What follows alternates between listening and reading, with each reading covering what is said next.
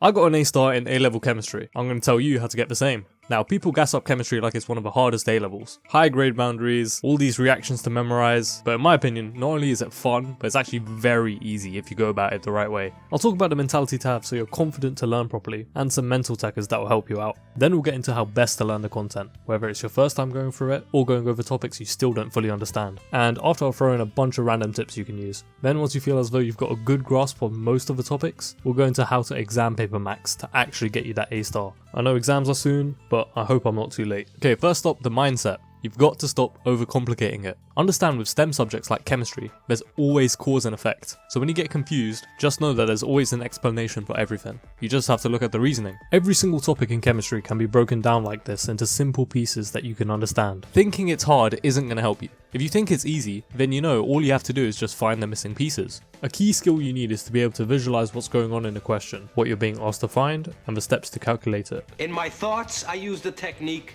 of positive visualization. This also comes in handy for naming compounds and switching between displayed and skeletal formula. Yeah, look like you about to take us to find the Moose Man. Who the hell is the Moose Man? Unlocking this ability to correctly visualize things is how you know you've properly learned the content for a topic. You should know that you are guaranteed to get to this level if you put in enough practice. Now, it's good to have some unwavering self-confidence in your ability to reach your goals, but do not get complacent about it. You should never be like, yeah, I'm smart as hell, I'm 100% getting that A star, I don't need to revise. You're not him, bro. No matter how smart you are, never treat that A star like it's guaranteed. Until you sit that final exam, the job's not finished. You're going to prepare more if you're a little worried that you won't get it, and that's exactly what you want. Okay, learning the content. Now, the single best teacher of A-Level Chemistry is the mark scheme. So what I would recommend is to try to get a decent grasp of the topic. You don't need to fully understand everything, because we're going to actually get good at it by doing practice questions. Try to answer them to the best of your ability, knowing at this stage you're not going to get everything right. And that's okay. Your grade is determined on how well you can answer questions, not on how well you can write notes. So we're just here to get familiar on what kind of questions you can get asked on the topic, because with chemistry there's only so much they can ask. So you want to get good at these, because chances are they'll ask something very similar on the exam. Then mark your work and then learn from the mark scheme. It's going to tell you the best way to answer the question. So learn to structure your answers like it's from the mark scheme.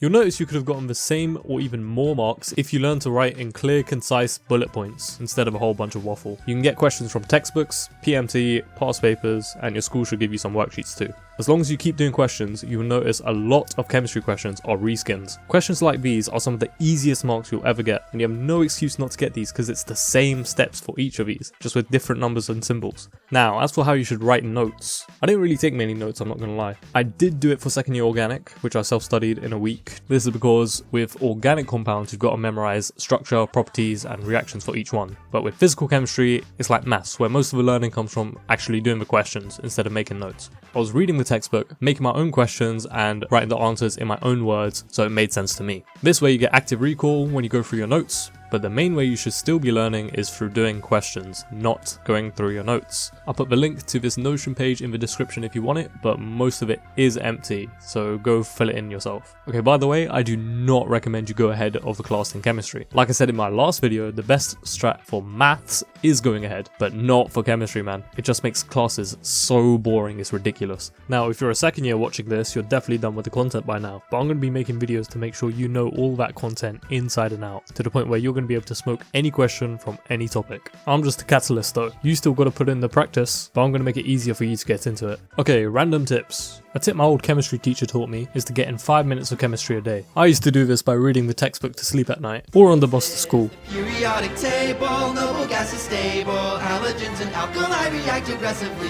It's not much, but if every day you're spending a little time brushing up on topics and definitions, that's going to add up in the long run and you'll be way ahead of someone who didn't. Speaking of definitions, you should be able to rattle off definitions off the top of your head like it's nothing. Knowing your definitions inside out is going to help you out so much, because if you know what each key word in a topic means, you're going to know the topic. So drill these definitions into your head by continually testing yourself. If in 10 years time someone rocks up on you with a poll and asks you to state Hess's law, you better not even hesitate. That's how well you should try to learn your definitions. If you do A-level maths as well, and you don't have a CG50, get one. Having a better screen and buttons makes it harder for you to make a mistake. But if you don't do A-level maths, then it's not really worth it to get it just for chemistry. Unless you've got money to burn, in which case, go ahead. Also, make an effort to memorize the atomic number and mass for a lot of common elements. It will save you some time in the exam and it shows that you've done enough practice questions. Also, something to know, do not memorize this synthetic roots chart. Some people genuinely do this. They actually sit down trying to memorize this this whole chart. I promise you, you can understand it way better if instead of looking at this mess, you learn the reactions of each functional group. So for instance, with this question, instead of trying to picture this chart in your head, just look at the functional groups we've got and then remember the reactions of each one. Those are the only 2 reactions you need to think about. I will say this can be useful in one situation, where if you use this as a kind of active recall thing, but otherwise just forget about this.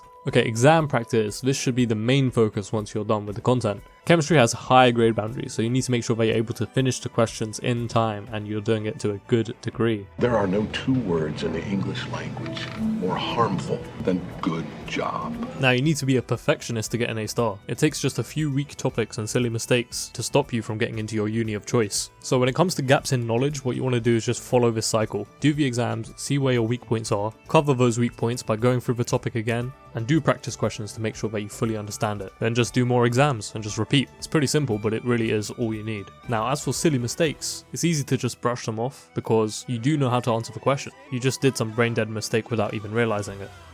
There's a missing point! So how can we avoid these when we don't even know we're making them? Well, what I would recommend is you set up a document, and whenever you lose marks from silly mistakes when you're practicing questions, open your document and specifically write down what mistake you made and put the question in as an example of what not to do. Because you went out of your way to sit down and write out the mistakes you made, you're less likely to repeat the mistake, and even if you do make it again, you're more likely to catch it and correct it so you don't lose any marks. So in summary, what you want to do is read the textbook and take notes as you go along just to show that you're understanding everything.